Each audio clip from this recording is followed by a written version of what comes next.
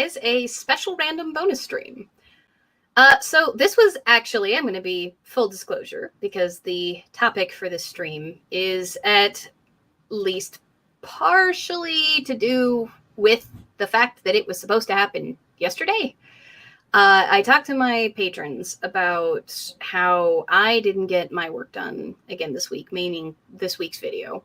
And yes, my internet actually was out on Wednesday all day. I realized it was out pretty early on, and it was extraordinarily frustrating because it was an outage on the part of Comcast, my internet service provider.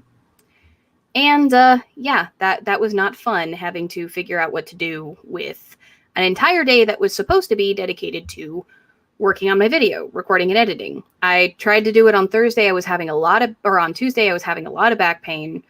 Thursday, the internet was in and out most of the day as well. And then we got to Friday. And at that point, my daily routine, which for any of you who've seen my video on ADHD, you guys know that I'm neurodivergent. My weekly routine, when it gets thrown off, it can make a giant mess.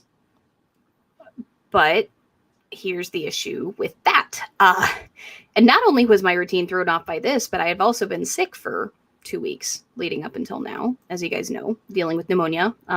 You could still hear it in my last video. My voice is finally starting to clear up. I'm finally starting to lose the residual cough. I'm definitely feeling better. I'm getting my energy back. But it's also canning season. What happened yesterday was another 10 pounds of tomatoes came in from the garden, and I was like, you know what? My goal for today is to make ketchup, and it was my first time doing it for canning, so I had to follow a specific recipe, and the recipe didn't specify how long it would take to reduce the ketchup for canning to make it thick so that I could put it through the pint jars and everything, and took several hours. So the stream did not happen yesterday, which I find hilarious because the topic of the stream, resilience, getting back up when you fall back off of your routine, sort of getting back into the swing of things. Literally, I got distracted and struggled to do that when I was supposed to do a stream about that. So, topic is pertinent, and I have a lot of experience with it, and with all the shame and stuff that goes with it. So, let's talk about that. As per always, I'm going to focus on, I'm going to be responding to you guys a lot in the chat. This is going to be a very personal stream. I'm going to be talking a lot about myself and my life and my own personal stuff. And I'm going to be talking a little bit about the things that have been going on. Oh God, Ikeda, thank you for the $5 super chat. Dang it. Take all the time you need. You can catch up on your video later. I actually, for those of you who follow me on Twitter, I actually posted pictures of the process of canning the tomatoes because that was actually a lot of fun. But I wanted to talk about resilience, and I wanted to talk about getting back up when you fall off your routine, and I wanted to talk about the struggle that a lot of us have with it, not just neurodivergent people, but kind of all of us, because there is so much shame and pain and struggle in that. And I wanted to kind of go over my own experiences with it and talk to you guys a little bit about yours, like take some questions and things like that, because this is something that I've seen over and over in my server and in other places. People who talk about falling off of their worship routines or their like self-help stuff, like your self-care, and struggling with the shame of that. So a little bit of a trigger warning. I'm going to be talking about like diets and exercise and things like that. It won't be in the sense of this is what you should do, blah, blah, blah. It'll just be as examples. But if you have an eating disorder and that might be triggering for you, there's their trigger warning on that. I'm also going to be talking a lot about shame and a lot about perfectionism. So if these are things you struggle with and it makes you feel some type of way, it's okay to take a break if you need to, or if you don't want to watch the stream because of that. Shame and perfectionism are a lot of the sneaky things that can make it very hard to get back onto your routine. But I also want to talk a little bit first about building a routine in the first place, because whether you realize it or not, you probably already have one. You just don't think about it. And that's kind of the point of a routine, right? So with that in mind, if you guys have any particular parts of those topics you would like me to go over, again, I'll prioritize super chats a little bit, but I am going to be responding to the chat as a whole. So let's sort of get started talking a little bit about routines. I talked a little bit about this in the ADHD stream. I highly recommend checking that out if you're a newer viewer and you haven't seen it. It was one of the most personal streams I've ever done, along with the like gender fluid identity stream. So I talked a little bit about it there. But when it comes to building a routine for yourself in the first place, part of getting back up is making sure that the routine you set for yourself is reasonable to begin with. So we kind of need to start about talking about why you want to build a routine in the first place and how to build one that'll work for you. So let's start with that a little bit. Nevermore, you have missed me mostly explaining myself as to the hilarity of me sort of missing my stream yesterday because I fell off my routine even more. But also, apart from that, mostly punnage. Lots of punnage from Akeda. That's most of what you've missed. So let's talk a little bit about building your routine in the first place. Routines are extremely useful, especially for those of us who have neurodivergent issues. Like for those of us who struggle with executive dysfunction, because a routine is something that's already decided for you. It is something you do every day without fail. It is a decision that past you made for future you that you don't have to debate with yourself about. You don't have to fight with yourself about it. You don't have to deal with BS, right? Like, because one of the big things that we as neurodivergent people often do, or just we in general as people do, is finding a lot of reasons to not get the shit done that we need to. Especially things like self-care, exercise, eating a healthy breakfast. That's a big one that I struggle with. Like journaling, meditation, that kind of thing.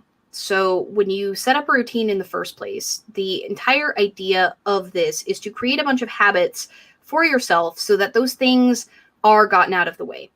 Now, for me, at the very least, I have mostly a morning routine.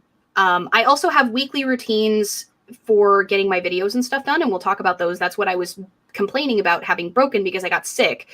And then afterwards, I was off my meds for a little while, which made getting back onto it difficult because executive dysfunction.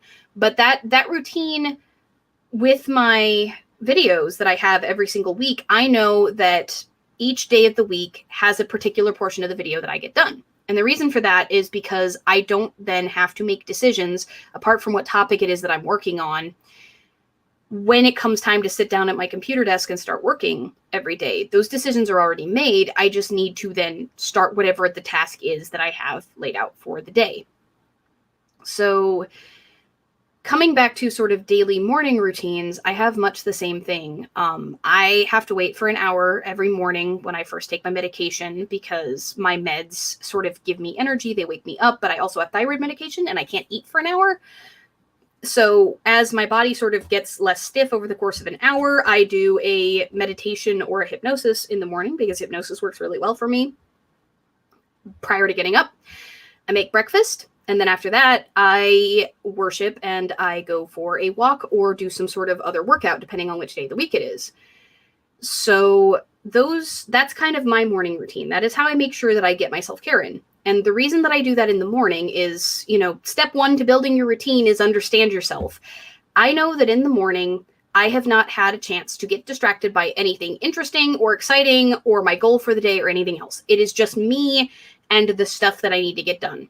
And so because my brain isn't cluttered with all of the crazy that my ADHD likes to throw on me yet, I have these things all laid out as non-negotiables that happen in the morning because I know from experience, if I don't do them first thing in the day, when I have both the spoons and the lack of distraction, then it's not going to happen. And I have found repeatedly that when I have attempted to put the things off in my morning routine to later in the day, 9 times out of 10, they don't happen.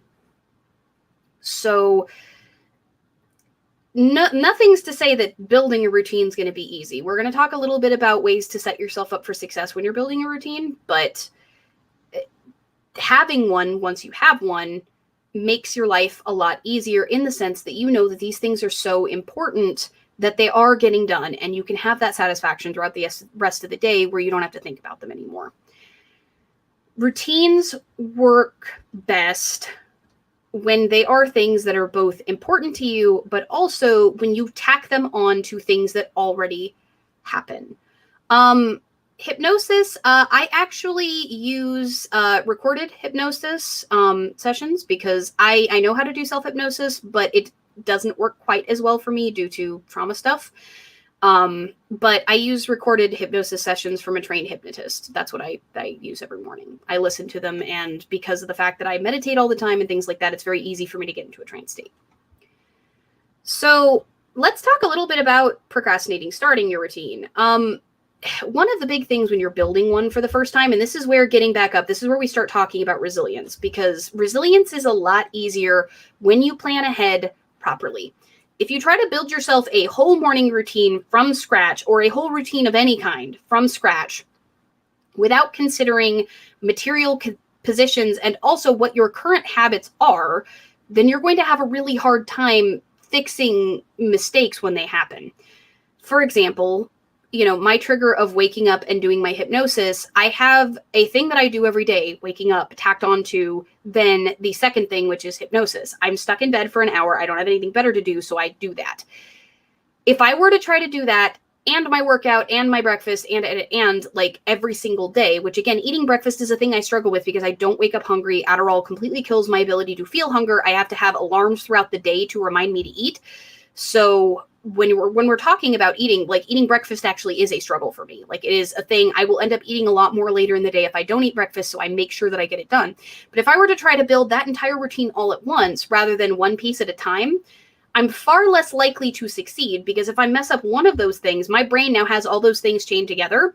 So now you have the fuck it monster basically attacks.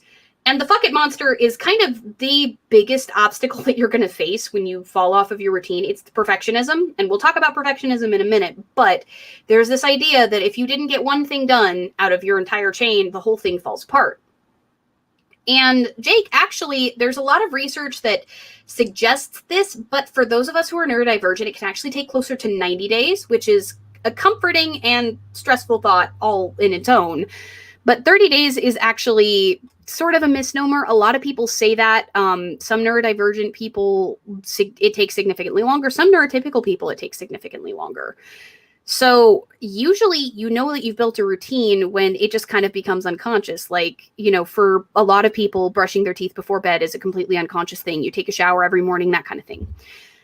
So when you want to set yourself up for success to make resilience easier, you have to do a lot of planning. And I talked a bit about this in my Pagan Tips for Bad Days video, the one that I did recently. When you think carefully and you plan properly, it's going to be a lot easier to pick yourself back up, because of the fact that you have, say, for example, in the idea of the morning routine, you have tied a new habit, generally only one, maybe two at the most at a time, to something you're already doing. It's the same thing as if you're trying to replace a habit, like instead of eating chips, you want to eat apples. If you say, for example, cut your apples up at the beginning of the week and then put them into baggies in your fridge, it's going to be a lot easier to get up and go grab the baggie of the apples than it would be if you have to then go and, like buy the apples or something if you forgot to buy them, or if you didn't chop them up, like where it's going to take a minute for you to do that, right? It's a lot easier if you plan ahead and you think things through and you tie things into things that you're already doing. So when you're talking then about, okay, well, I've done that. I've planned myself out. I've picked one or two things that I want to start doing. Okay, I got a couple days in and then I fucked up. What do I do? Well, there's sort of two different approaches to, you've gotten a few days or even a week into a new habit and then you fall on your face. So the first approach is you can focus on getting that thing done now that you're thinking about it, if it's possible to do that, which for anything that takes less than 15 minutes is generally a very good approach.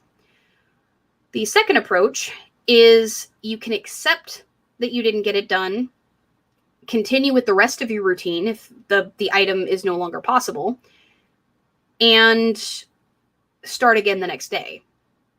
The issue with the second approach, though, is that I'll start again tomorrow can become a habit that you create all on its own. So if it's not time sensitive, like say eating breakfast, often it's better to try to do the thing while you're still thinking about it, if that's possible, or as soon as you're capable of doing it. Again, especially if it takes less than 15 minutes, as many of these little habits that we try to build often do. That way you don't build it into your brain that, hey, I can make an excuse and then just not do these things that are important to me. So we'll talk about shame in a second, but like the part of the problem with the perfectionism monster, and I'm going to call it that because personifying it as a being outside of myself makes it a lot easier to fight with that particular impulse. The problem with the perfectionism monster is the perfectionism monster basically tells you, it points at you and it says, you fucked up, so that makes you worthless and you'll never succeed. You keep screwing up, blah, blah, blah. But what's interesting about that is that it sees you messing up, you like framing it this way for yourself, like this monster framing it this way for you, if you want to talk about it in a personified way. If you keep getting up and trying again, isn't that a sign of strength rather than weakness? Like if you are struggling to do something that is important to you and you keep trying and trying and trying, isn't the fact that you are willing to keep fighting anyway a sign of your own strength and resilience? The fact that you are thinking about it at all, the fact that you still have this goal and you are willing to keep fighting for it, doesn't that mean that you care enough about this thing and you are strong enough as a person to keep trying anyway? The problem with perfectionism is that perfectionism assumes that we're not human, first off. But second, it also sort of ignores the way that the human psychology works. They say that neurons that fire together, like wire together, right? Like neurons that okay, let me go back for a second. Again, ADHD. Let's talk a little bit about neuroplasticity. Neuroplasticity is a term in psychology that refers to your brain's ability to rewire itself to be better at things. For example, a taxi driver in New York, where quite frequently New York City is so dense with buildings that GPS doesn't always work properly. In New York City, actually a lot of sound like larger cities on the East Coast are like this. It's like this in some parts of Seattle. So when you think carefully about that, if you are, say, a taxi driver where you can't necessarily rely on GPS all the time, then you're going to have to kind of memorize, even subconsciously from driving the streets all the time, where the most common places that you have to take people are, like roughly where cross streets are, that sort of thing. And so what they found when they studied these taxi drivers in New York is that their visual spatial cortexes, the part of the brain that handles visual information, are enlarged compared to the average person, because of the fact that they were constantly using that part of their brain as a part of their job every single day, day in and day out. So knowing that, they then studied some retired taxi drivers who had been retired for 2 years or more and found that that increase actually shrank by approximately 20%. I think it was that. Don't quote me on this. This is a study I read years ago, but it shrank by like 20%, I want to say, 2 years later, because they weren't using it all that often. So, oh, thank you so much, Sarcastic Valet. No reason, I just felt like it. Well, thank you. That's very generous of you. So coming back to this idea of neuroplasticity, the more you do something, the more wired your brain is to do it. Okay, that's a physical fact. We like to distance ourselves from our brains, and even those of us who believe in souls, which I know I've got some atheists in my audience. I know I've got a lot of pagans in my audience. I know I've got some monotheists in my audience as well. Whether you believe in a soul or not, the brain is the vector through which we control our bodies. Like, our bodies obviously do some of that processing for us. We're discovering a lot more of what the gut does in terms of thought processing and like generating like neurochemicals and stuff. That's all fascinating, but we're going to stay a little bit simple. And we're going to talk a little bit about your brain and how your brain is, as far as we know, the center of consciousness. That is where, if your soul does exist, that's where it's processing everything from. So your body can't do anything without your brain. Like, it just, for the most part, it can't. Like, it can continue to have heartbeat and stuff, but like, you yourself do not exist without your brain currently. So as far as that goes, then you need to think about what you're already doing and how hardwired that is. Do you really expect that just because you're thinking a little differently today and tomorrow, that it's going to be a completely bump-free road to rewiring that part of your brain to do something different. Because currently, you have some very, very strong connections that are driving you to do the thing you're trying to change, whether that's, say, laying around in bed for hours when you first wake up instead of getting up and doing something that's important, or skipping breakfast because, like me, you might think that your work's more important and there's no line currently between work and not work because you work from home, or if it's like justifying yourself out of your workouts. You have a lot of experience doing that at present, so your brain is very, very, very hardwired to do that right now. So can you blame yourself the way that you do, as harshly as you do, for your brain already existing in a current state? Because to a certain extent, again, you already have a routine. You just want a different one. So the more often you do the new thing you want to do, the more you're going to rewire that section of your brain. But you also need to be kind to yourself to a certain extent as you're doing that. Because if you let the perfectionism monster sit around and tell you that you're a bad person for your brain already existing in a certain state, then how the heck are you ever supposed to change? If an absolute perfect streak is the only path to change, then I hate to say this to you guys, but like, nobody would ever accomplish anything. If being perfect the first time was the only way to get a short story or a novel written, then no author would have ever been published. Because much like with writing, which I'm going to talk about writing tomorrow, I'm actually going to be doing a stream tomorrow about media analysis and how everything you've ever watched ever in your entire life has the same plot structure. As an author, this is something I learned. But as an author, there's a lot that creativity can teach you. And one of the things that writing has taught me is that in order to learn, you have to know where things are already not working. In order to get better, you have to already not be perfect. If you try to obsess over being perfect the first time, then at that point, you're setting yourself up for failure. That's not to say don't make a firm commitment to yourself to do these things and do everything in your power to set yourself up for success by planning around stuff you're already doing, by creating reasons for yourself, for those of us who have neurodivergencies, finding something you're very interested in about the activity or hacking your brain in some other way. For example, in order to help me work out every day, when I'm having a really hard time motivating myself, I have a show that I only watch when I'm in my gym. I have a TV that I've got hooked up on the wall. It's a smart TV, and I only watch that show when I'm in the gym. Specifically, usually when I'm on the treadmill, because I got to watch my form and stuff when I'm weight training.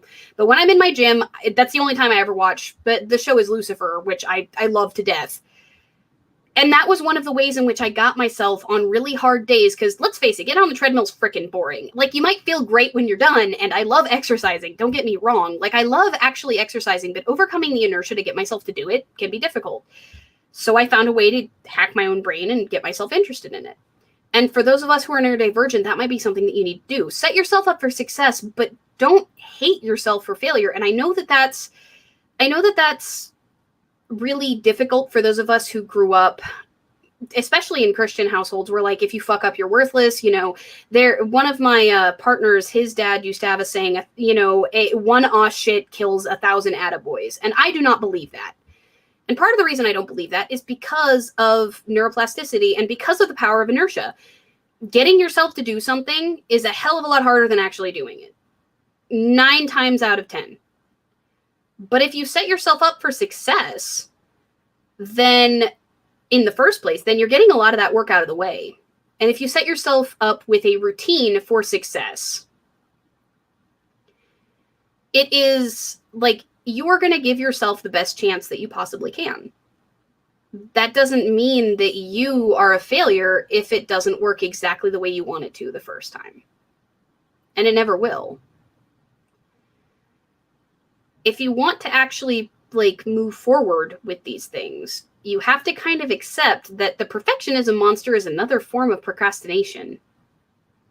All right, we've got 2 super chats that while I was trying to hold on to those thoughts, I kind of missed. Carbuckle says, I schedule at-home things around my medication times, which are 5 times a day because it's something I don't miss.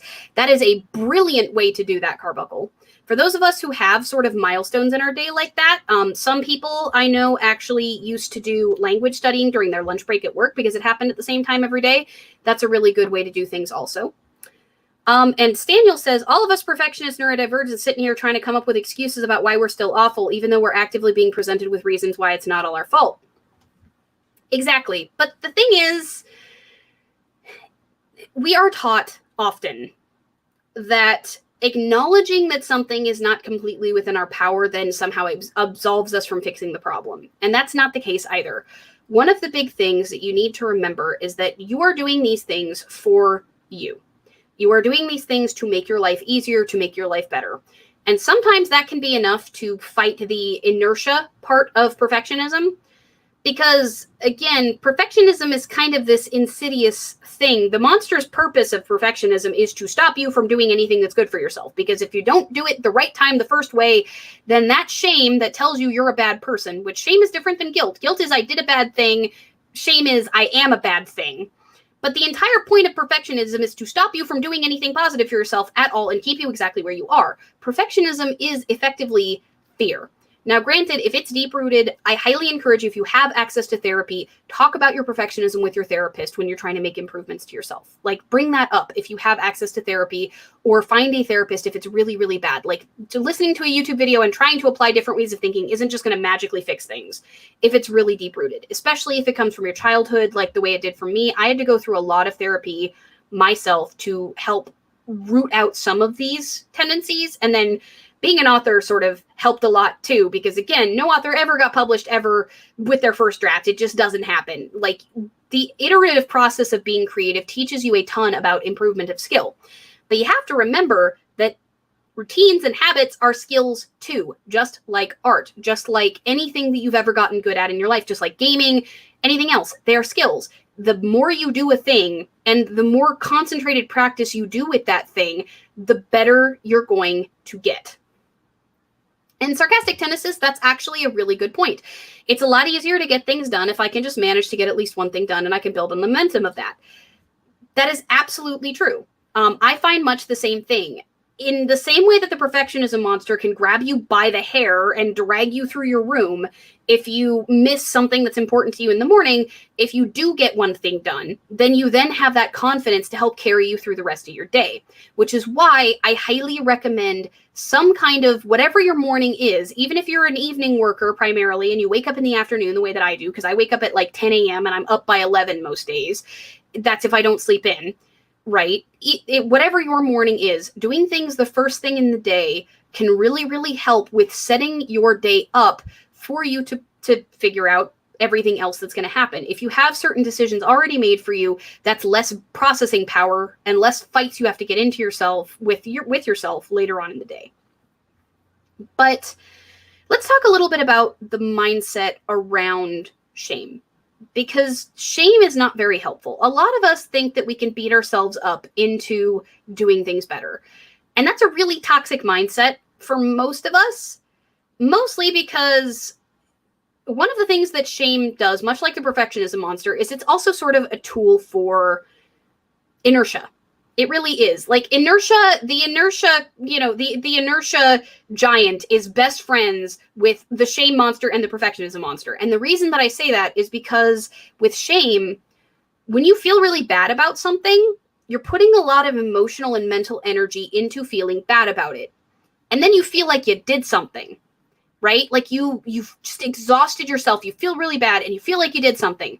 But have you? Have you actually accomplished anything by feeling bad about that? Like, it's, again, guilt is very different. Guilt is I did a bad thing. Okay, well, that can be helpful sometimes. But shame is I am a bad thing. By beating yourself up, have you actually moved towards your goal in any way? Has hating yourself ever actually gotten you to get up and do something? Because for 99% of us, the answer to that question is no. The answer to that question is more than likely the abuse that you are perpetuating on yourself. And it is a form of self-harm. It is a form of self-abuse. it doesn't actually get you anywhere. It doesn't actually help you do anything. It makes you feel like you did a lot. It makes you feel like you've just expended all this energy, but now you don't have anything left to actually fix the problem. Instead, the most helpful mindset that you can adopt is a solution-oriented mindset, which is, namely, examining the situation and what went wrong, and looking at it as objectively as you can. I highly recommend doing this in a journal, whether it's a physical journal or some kind of journal file. Writing helps you get out of your head and stop spiraling in thoughts, which we'll talk about anxiety in a minute. I see you there, sarcastic Tennesis. Peach, we will get into setting proper expectations for yourself in a second, but it sounds like you might have unrealistic expectations based off of your good days, and we'll talk about good days and bad days and how to set up proper expectations so that you can get more done in a minute. But the shame cycle, what you do is you expend all of your energy on feeling bad and hating yourself, and you feel like you did something, but you're not any closer to a solution. All you've done is just expend a shit ton of emotion on identifying that there's a problem, which, hey, great, there's a problem, but are you the problem, or are you actually identifying the actual underlying issue? Because if you're just saying that you're the problem, well, then if you're the problem, there is no solution, and you might as well just go and eat worms, right? That's what shame says. Shame says you are the problem. No, there's clearly something else that's going on. There is some thought process or action or thing that got in the way. And sometimes that thing is something that's out of your control. For example, sometimes I can't work out in the morning because I had to set a morning appointment. So I have to then plan a contingency for what time of day I'm going to do that workout on that day, knowing that, and planning ahead and contingencies and stuff. That's one of the things we'll get into in a bit. But sometimes it is a flaw in your approach. For example, trying to plan out an entire long morning routine right off the bat when you don't have any of your current habits established yet. Sometimes it's an attitude adjustment issue. Sometimes you talked yourself out of that, and you need to examine what excuses you were giving yourself and whether or not they stack up to the goal that you were trying to accomplish and whether or not that works. Because part of this process is also figuring out how important this new habit is to you, this thing that you're trying to do, versus the things that you are currently doing. How important is comfort and stability and what you're used to versus the thing you're trying to accomplish? And you have to be very honest with yourself about that, about how badly you actually want what it is that you're trying to accomplish. And you also need to look at what sort of justifications you are making to yourself as to why it's now okay to break this commitment to yourself. Because we are often far more likely to break commitments to ourselves than to other people. Some of us have problems with both. I am far more likely to break commitments I make to myself than anybody else, as many of you know. But I even fuck that up sometimes. So let's take an example. Like, let's talk about, again, quick trigger warning for anybody with an eating disorder. Let's talk about, say, healthy eating and binging or something. Like you bought yourself some snacks, and you have, like, say, a big bag of chips, and you have gone in and portioned yourself out small baggies of these chips, put them back in the bag or whatever. And your plan is to only have one of those bags every day. That's, like, say, between lunch and dinner. So let's say you eat like 3 of them one day. Okay, why did you do that? If you go the shame route, you're going to beat yourself up and be like, I'm a binge eater, I'm a fat whatever, I'm horrible, I have no willpower. But that's clearly not true, because if you didn't have any willpower, then you wouldn't have made the plan to begin with. Whether you're overweight or not, clearly if you're making this plan, you're trying to do something about it. So, like, I'm a horrible person. Well, you're not really the one who gets to decide that, are you? Like, in terms of whether or not you're a horrible person, that's kind of for society, or at the very least the people that are closest to you, whose opinions matter, to decide, right? So the shame monster is going to attack you with that. The perfectionism monster is going to attack you with, well, you screwed up the first time, so what's the point of working on it? The procrastination monster is going to, or the perfectionism monster is going to be like, well, you already have eaten 3 of them, so now you don't have 7 anymore, which means you don't have enough for the rest of the week, so fuck it, just eat the rest. See, the perfectionism monster is effectively, the whole purpose is, again, to make you give up. Versus, let's talk about a more solution-oriented mindset. Okay, what were you feeling when you did that? Like, were you stressed? Were you bored? Were you anxious? Were you actually hungry? If so, why did you grab 3 of them? Did you get up and get all 3, like each time, grabbing one at a time? Did you grab all 3 all at once? What did you tell yourself when you did that? What was the thought that went through your mind? Were you craving the flavor? Were you looking at, did you need a short-term sort of boost of pleasure, like what Peach just said there? Hey, JACandQuill, congratulations on your fundraiser. For those of you who don't know, by the way, JACandQuill is currently trying to raise a bit of money for a medical expense. The link to that is actually, if you are in my Discord, the link to that is in the announcement section. If you've got a couple bucks, rather than super chatting here, drop a donation over there. JACandQuill can use the money a lot more than I can. So coming back to the chips example, if you get into them after making the commitment to yourself that you're not going to, there's a reason why that happened. And you need to plan around that and figure out if the reasoning that you gave yourself, or if the habit that you engaged in there is worth giving up on this goal that you have. And if the answer is no, then at that point, you need to very honestly assess that habit, that where that messed up, and figure out what to do instead in the future. If it's the short-term gain of the chips taste good, okay, well, it's clearly a lot more than just the chips taste good, because, like, if, for example, you're craving the flavor of, say, white cheddar for white cheddar coated chips, then you can get white cheddar popcorn powder and put it on air pop popcorn with a little bit of cooking spray. Like, that's potentially an option if you were just craving the flavor. And that's a potential solution. But if it's a stress response, well, then A, you might want to talk to a therapist about it. But B, you might want to find something else you can do while you're stressed. Like, hey, I'm trying to eat better. Like, let's not even bring weight loss into it. I'm trying to eat better, and I don't want to keep eating this junk. So given that I wasn't actually hungry, I was stressed, what can I do while I'm stressed? Well, for me, I did that. I've got bulimia, I've got binge eating issues. My alternate that I worked with my therapist was knitting, actually. Several of the pairs of socks, there is a joke that runs through my friend group about Allie and stress knitting and how a whole bunch more socks happen when she's very stressed out. And the reason for that is that I will binge endlessly if I'm left to my own devices.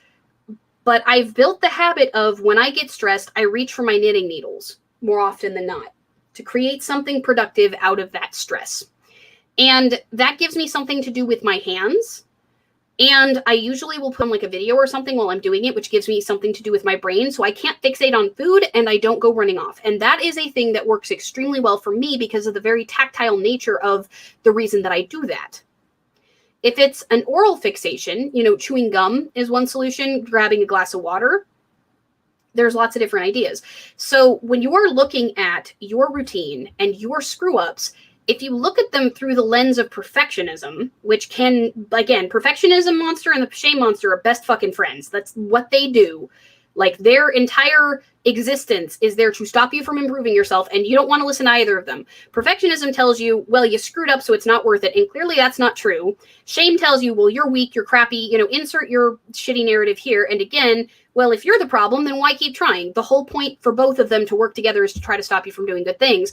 If you go down the third path, which is the solution-oriented thing, and take a long, hard, honest look at yourself and what happened there, whether it was just you didn't feel like doing it and you gave yourself some excuse, whether it was you were too tired, well, that means you might need to go to bed a little bit earlier if you're talking about, say, working out.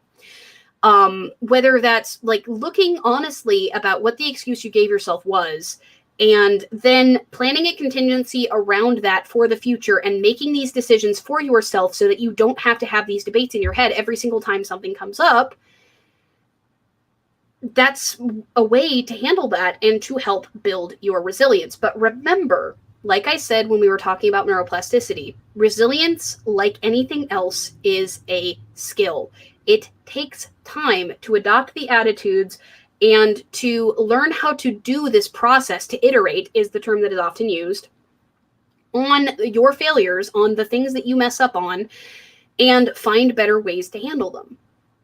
And the more often you do that, the more frequently you do that, the more you also prove to yourself, which weakens the procrastination and shame monsters. The more you do that, the more you prove to yourself that you can do it, which makes you more likely to keep doing it in other areas of your life. So let's talk a little bit about anxiety, because anxiety can be a big barrier to change.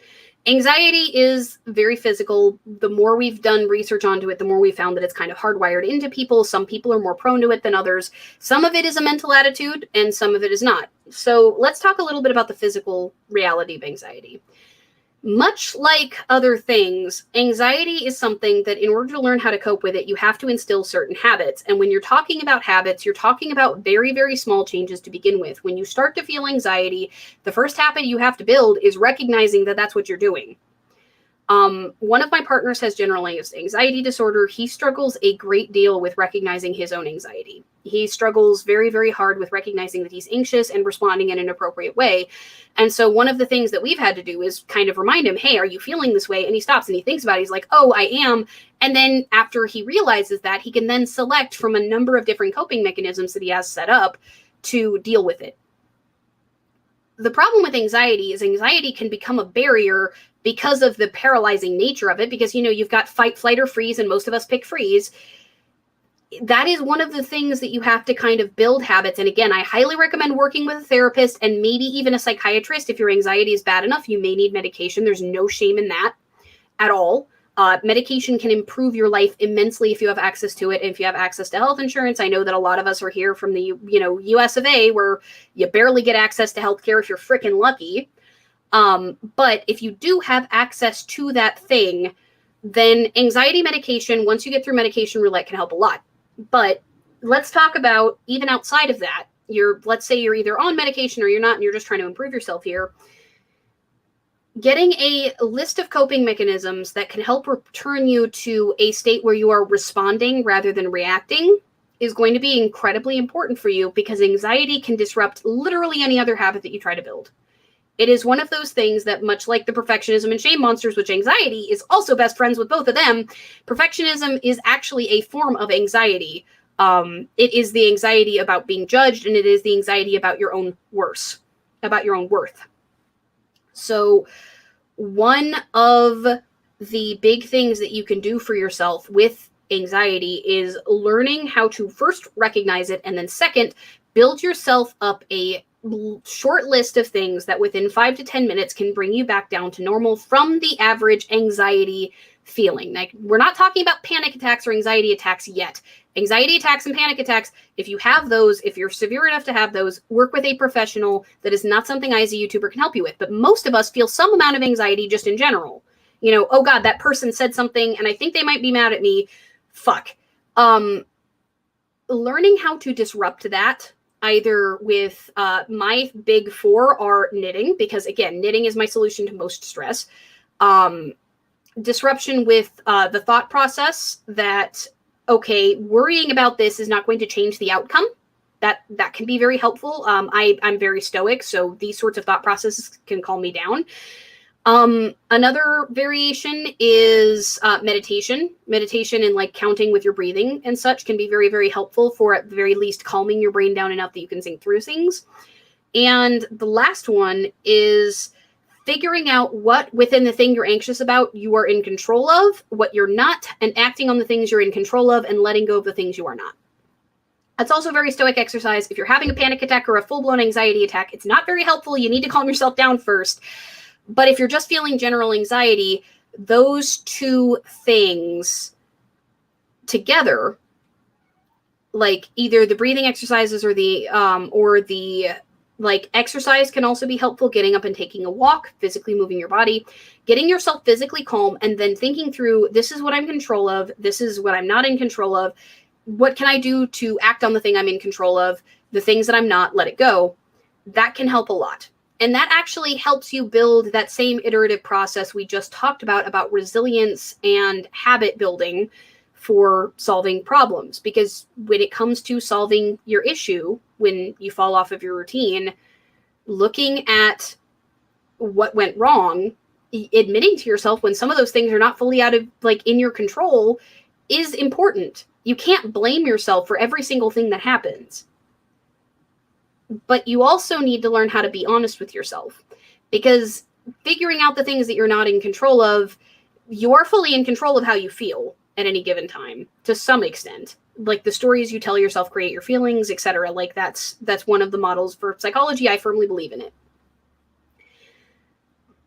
When it comes to the actual physical anxiety thing, you might not be in control of the fact that you're feeling that way, but you can do something about it and figuring that out, right? You might not be in control of the fact that your neighbor's dog woke you up with barking, but at the very least, you can either try to get back to sleep or you can go straight into your morning routine. You have choices you can make. And figuring out where your choices are and trying to bring yourself back to the closest version of normal that you can, the closest to your current goals that you possibly can, should be on your mind. Because again, neurons that fire together wire together. The more often you repeat the thing that you want, the better you're going to be. And the less often you feed the anxiety monster, the procrastination monster, the shame monster, which again, if you're really struggling with those things, get professional help. I highly, highly urge. I have gotten professional help. It helped me a ton. A lot of this advice that I'm giving you guys came from my therapists. You can get a lot more from a professional who can work with you directly about your specific issues. But when you are talking about struggling with these sort of devils, for lack of a better way to put it, that are kind of fighting inside your brain, your instinct is going to keep going back to them. So it can become an entire loop in and of itself for getting mad at yourself for the perfectionism monster, the shame monster, and the anxiety monster taking over. And that's not really helpful either. Like, beating yourself up for trying to build the new habit that'll help you build other habits is hilariously reductive, but also very, very possible, and something that a lot of us do. So coming back to me and the struggles that I've been having, I was off of my routine for 2 weeks because I got pneumonia and I could barely get out of bed, and the medications that they gave me made me loopy as hell. So I wrote a bunch of scripts and then realized that half of them sucked because Loopy Alley doesn't write very well. And I'll be honest, being off my medication also, which Adderall sort of rebalances your brain chemistry a little bit. It's not just a stimulant. It releases endorphins, among other things. I've had to come to grips with the fact that at least during canning season, and while I'm sort of getting things back on track, I might not be releasing videos every single week. I might also have a slightly more sporadic live stream schedule, or I might be live streaming a little more often than I am just making edited content. And that I need to kind of be okay with this while I'm getting back to my routine of which days of the week I work on which things. Which, for those of you who are curious, Thursday is date day with Dana. It's also release day. It's my day off. Friday is research day. Saturday is the day that I start drafting my script. Sunday is a day off. It's date day with Steve. My Monday is when I edit my scripts. Tuesday is recording and editing the video. And Wednesday is the day in which I do all of the final touches and get everything all set up for the following week and pick the next week's topic. So for those of you who are curious, I work I have 2 days off. They're split so I can spend time with my partners based on theirs. But when I got sick, it was really easy to slip back into old habits and beat myself up for kind of struggling to come back to reality. But this is where, Peach, we get to talking a little bit about expectations. Because I know, as somebody who's got ADHD, that when I get sick, especially if I had to get off my medication for any length of time, which in this case, they put me on prednisone, which is a lung steroid, I have a really freaking hard time doing damn near anything. There's a reason I take them every day. Right? Like, I need my medication. It's not an addiction. It's a dependency, and that's fine. Like, I have ADHD. They would not give me my medication if I did not need it. And when I've been off it for a while, I know my brain takes a little bit to reset. So as tempting as the shame and perfectionism monsters were to listen to, because, well, I didn't get anything done for a week, because between being sick and being off my meds and not getting stuff done and, like, my internet being out, which threw my routine off, well, now I've got a lot of stuff because I could have done it on Thursday instead of having date day, or I could have done it on Friday instead of canning a whole bunch of things. Yeah, that's true. But I also need to be realistic with myself. I have ADHD. I've been off my meds for a while. I know that this is a struggle for me. I know that I had the script done already, which means that I was already partially off of my routine.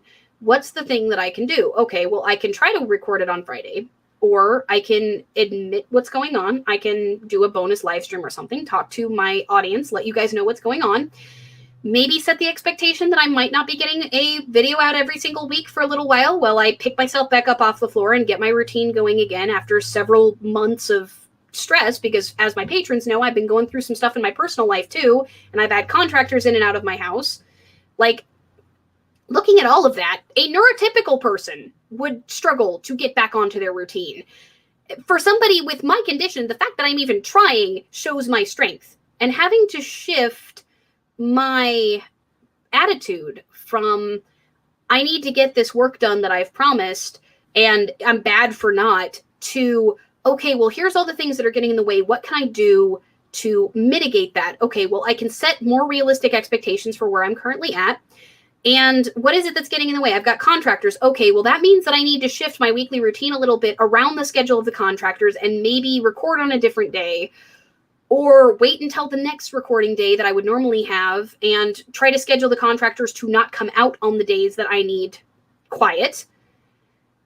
You know, those are solutions that I can consider. But sitting there and beating myself up for having missed a couple of weeks worth of videos and having been out of proper communication for a little while with my audience, for missing Saturday's stream because I spent all day canning ketchup and completely didn't realize that I was going to have to reduce it for almost 4 hours instead of like 2, because the recipe didn't say how many hours to reduce it for to get it to ketchup thickness.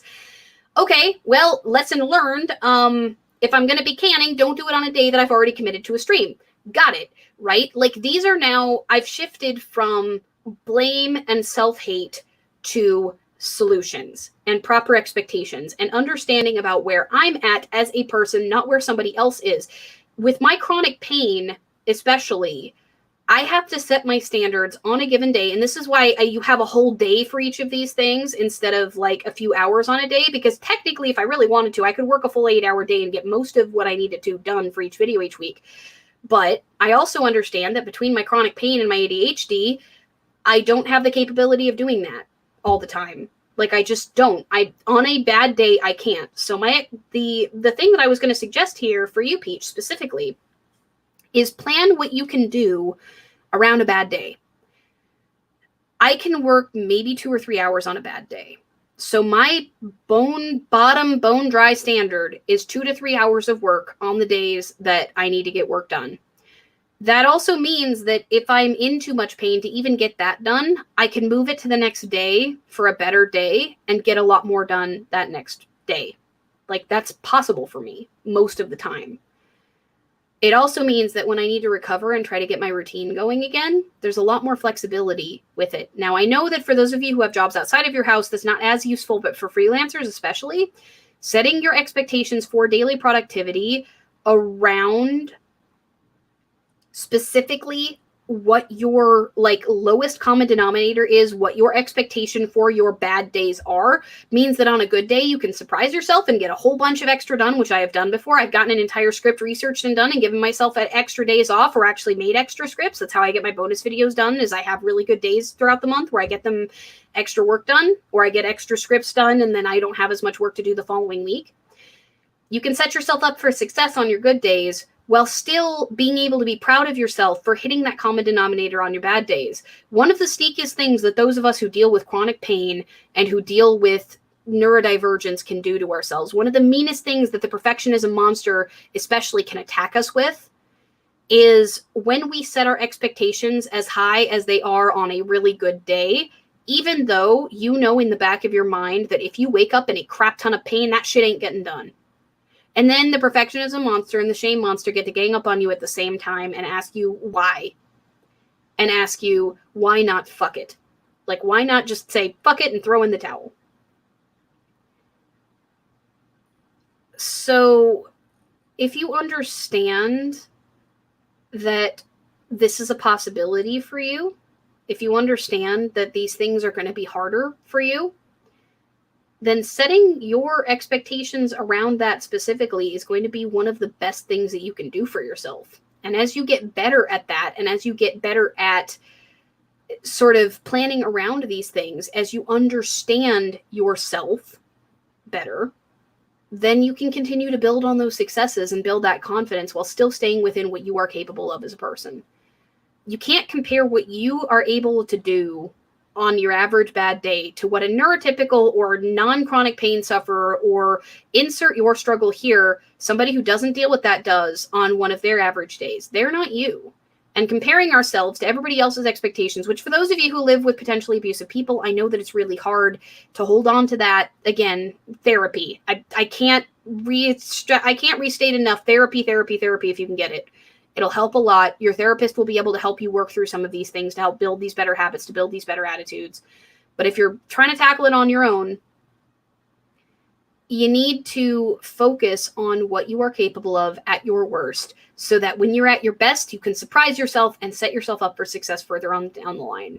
Planning is a skill, much like anything else. These attitudes, these beliefs are skills. You are rewiring your brain, even as you speak, listening to this, considering these things, really like trying to figure out how to apply them to your own life. And I'm proud of you for the 20 or so of you that have been here this entire time. I'm proud of you for even hanging out with me, to be honest, because this is something that can be really, really hard to face about yourself, especially procrastination, perfectionism. Like, again, perfectionism and shame become procrastination. Anxiety, they're both part of that. This is very hard to think about. It's very hard to listen to. It is hard not to drown yourself in self-hate when you are struggling with making positive change in your life. But positive change is supposed to be positive in the first place. If it's becoming a source of pain for you, then of course you're going to dissuade yourself from even trying. I personally look at screwing up as a source of excitement for me, because if I'm already doing stuff, then I have nothing to learn. I can't get better if I'm already doing it right. So when I mess up, it gives me a whole new place where I can build my muscles, for lack of a better way to put it, where I can build my resilience, where I can build those new neuronal connections in my brain, where I can get better at doing better. Because we are all continuous projects, and your morning routine that works for you today might not work for you 10 years from now. And again, resilience, adaptation, these are things you need to be skilled at. But all the skills that you are building to build that morning routine now are going to help you transition 10 years from now when you get a new job, or when you start a new course of study, or when some big catastrophe, like when you now have new things to deal with. Well, you've built all those skills that you need to now deal with that. And one of the best feelings in the world is, I got this. When shit hits the fan, you look at it and you go, I got this. For me right now, the version of I got this is letting you all know that for a little while, I might not be getting videos done every single week. And I'm going to do my best. I'm probably going to be streaming a little more often. In fact, I'm going to try to stream on the Thursdays that I can't release videos, in order to be able to keep content up and, please dear Susan and all that.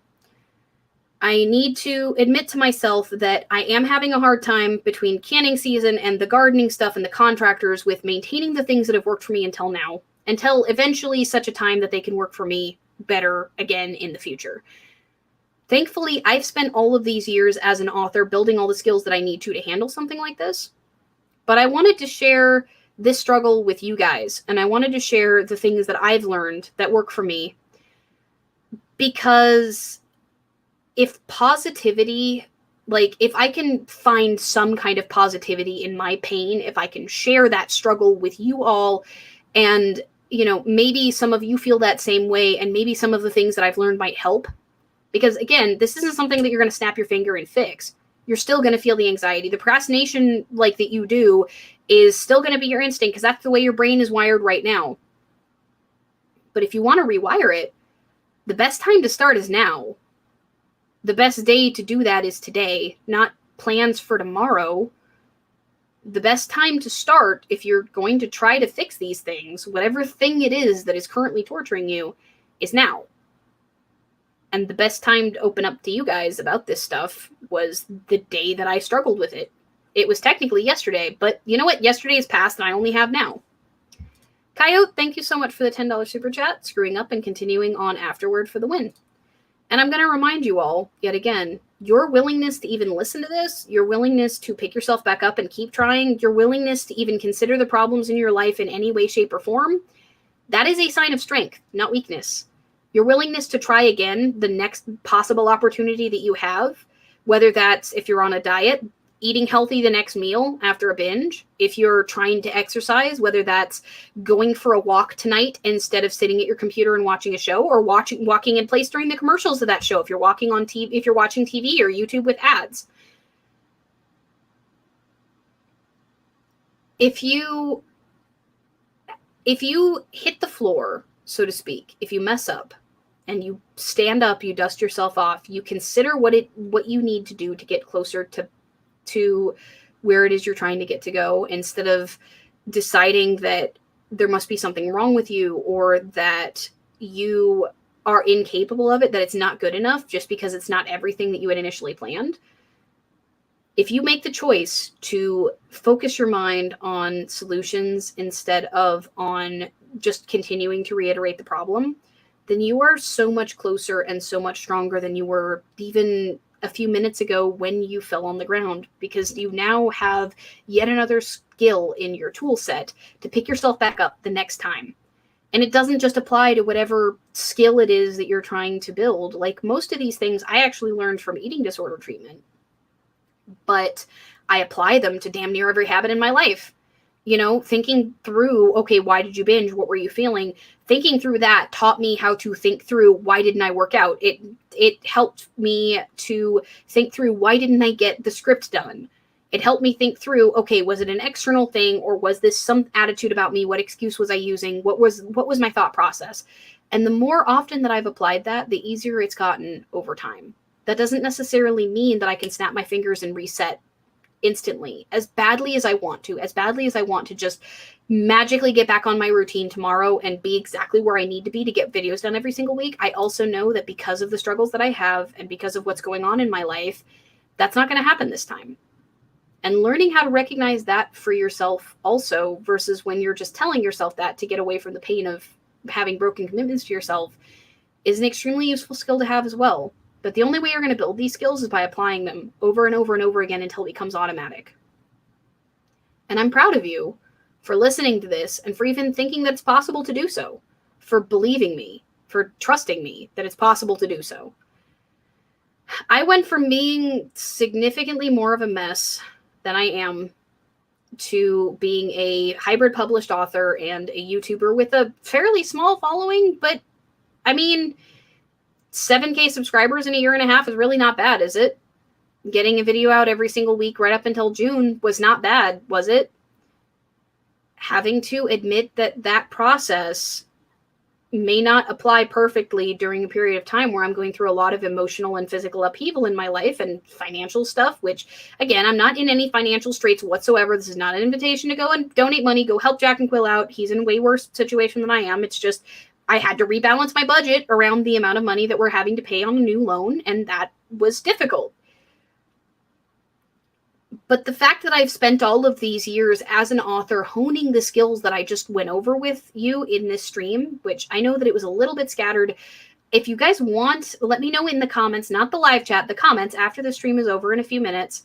Let me know if you want me to do an edited video that's kind of more of a concise version of this, and I might actually consider that in the future, because building habits and routines, that can be very important for worship.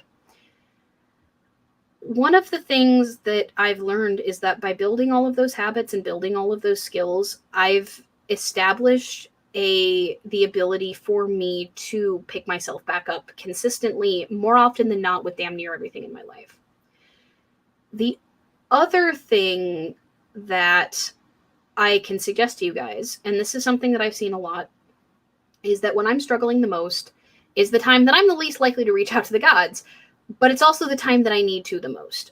When I fall off my habit of worshiping every morning, and when I'm struggling with all my other habits, it's almost like the shame keeps me from wanting to approach the altar. And when I'm going through a lot of mental health stuff, it's hard for me to want to go down and worship, even though it's a joyful, amazing experience.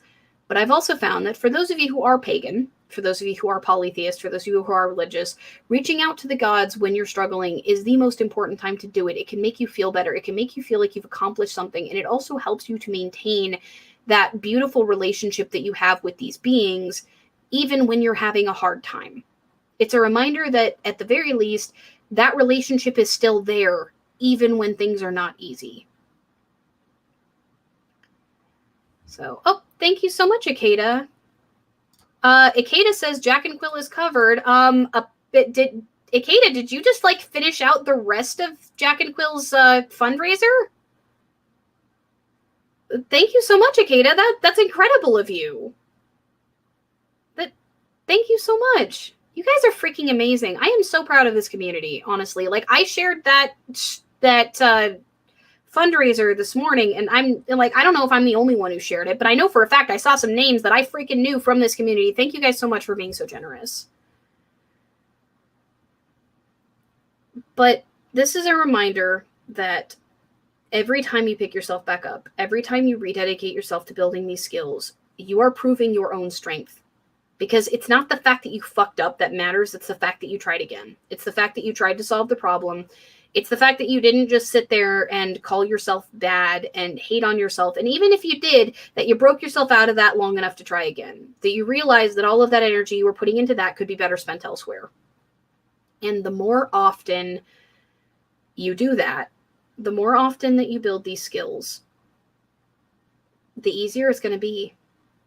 Just like gaming, just like, you know, when you exercise the first time, just like when you lift a 20-pound weight 10 times every single day for months and months, eventually it's easy to do and you have to move up. And much like the rest of life, life is going to keep throwing you challenges. Things are going to keep getting harder. You're going to have to learn how to adapt to new things, but these same core skills are going to apply to damn near everything.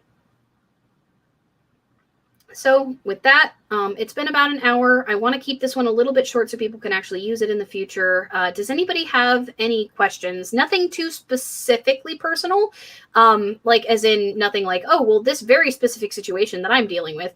If it's something kind of general, like, hey, I've got chronic pain or something like that, do you guys have any questions or anything that you would like to ask before I wrap up? The video for this week is still how to be closer to the gods, suggestions for how to get closer to the gods and build a deeper relationship with them. That is still going to be the video this week. The script is fully done. I'm going to be recording and editing it either tomorrow or more likely on Tuesday. Contractors are supposed to be here later in the week. So for those of you who are curious, if there's no more questions, then I'm going to wrap up, but I'll give you guys a moment to type your questions up. And thank you again so much for helping out JACandQuill with JACandQuill's fundraiser. You guys are freaking amazing. Like, I am so proud of this community, and I'm so grateful to be a part of it. Thank you guys so much for being awesome and for helping each other. So with that out of the way, as I said, that's going to be the video this week. If you're here and you somehow haven't hit the like, please hit the like, drop down into the comments. JACandQuill, you get used to the fact that you don't get to make the decision about how people feel about you, and you thank them, and you learn how to thank them gracefully. That's how you deal with it. You can ask the people who are too nice to me. I still occasionally yell at people for being too nice to me, and that's a struggle, but therapy is the other answer to that. How do you change negative self-talk to positive? First off, therapy. Second, mindfulness. Be aware of the things you're telling yourself. There's a really good exercise that I use that's a good starting point. But again, I'm going to stress therapy if you have access to it. Therapy. But there's an exercise that I use where I will write down, there's 3 columns. The first column is the shitty thought. I'm a piece of shit. I'm an asshole. Whatever it is, the very general shitty thought. The second column is what actually happened, like objectively what actually happened. The third column is like as objectively as possible without adding any sort of emotional input. What actually can you say about this situation? So if you say I'm a piece of shit, well, what in the second column it would be, I yelled at my husband for not doing the dishes, right? Like that's just an example. I don't generally do that, but let's call it that. Okay, so what then would the third column be? The third column would be, I got angry and disappointed because of the fact that a commitment was not followed through on by my husband and chose to take that anger out in an unhealthy way. That then, you could then put in a solution to that. And next time I'm going to take a moment before talking to my husband and try to talk to him more calmly. How do you approach feeling overwhelmed at the start of a new practice, reaching out to too many DAs at once? I actually talked about that at the very beginning of the stream, which is don't overwhelm yourself. Actually start with one small thing at a time. Start with, say, doing ritual in the morning. If you're reaching out to too many deities at once, then maybe try to concentrate it on a few that you feel like are going to be very helpful to you at this time or that you feel particularly close to. Be reasonable about your expectations for yourself and start with small stuff to begin with. An example that was in the book Atomic Habits, which I highly recommend for anybody who hasn't read it. They talk about if you want to start working out, try doing 1 push-up a day. It doesn't feel like much. It's not going to do all that much, but it still gets you into the habit of doing 1 push-up a day. And then eventually you can increase it to 3, then to 5. Then you can actually start building into a workout routine. Start doing small prayers like a small offering every day or every other day or once a week or something like that. Like, do what is reasonable to you to begin with in small chunks. That way you can build it into better habits in the future. So if that's everything that people have questions for, I'm going to remind everybody I'm not a counselor. I'm not a psychologist. Get help if you need help, if you've got really in-depth things. In fact, everybody should have a therapist if you can get access to one. It is just incredibly helpful. We all have problems that we are not particularly conscious of. And the more mindful you can be of these things, the better off you're going to get. But even if you have all of these skills and you've built them, you're still going to have struggles. And being reasonable with yourself when that happens is important. How about dealing with offering anxiety? I don't always have the best food and feel a little offering at mac and cheese to a god. I've talked about this already, actually. Have you seen my video, Are You Doing Enough for the Gods? The thing is, you've got to adopt the attitude that it's the approach and the point of view from which things are being done more so than the offering itself. There were poorer folks that offered these tiny dirty grains of incense to the gods, and that meant more than pounds and pounds of it being offered by a rich person to whom that was not much of a sacrifice, right? That's the big thing, is it's the place from which you do these things. It is the attitude from which you do them. So remember that what you can offer is what matters. The ancients offered what they could. Just because something is traditional doesn't necessarily mean that that's the only way you can offer. And if you're trying to offer it all, it's that effort. Charis is for your entire lifetime. My video on reciprocity with the gods actually talks about that too. It's not any individual specific offering. It's the fact that you offered. All right. With that in mind, thank you guys so much for hanging out with me. As always, we're stronger together. If you guys have some time, there's 22 of you still, drop down into the comments and leave me one. The algorithm cares a lot more about that than it does the live chat, and it's really, really helpful to making sure that since I haven't been doing videos every single week, that folks that might need to see this can actually see it. So let me know if you guys want me to do sometime in the future an edited video on this topic that's a little more concise than this. And if you have tips for dealing with picking yourself back up that you would like to share with the class, add those down into the comments. Let me know what tip that I gave that was the most helpful, what resonated with you. Especially if you're watching this on the playback, let me know. Thank you guys again. And like I said, we're stronger together.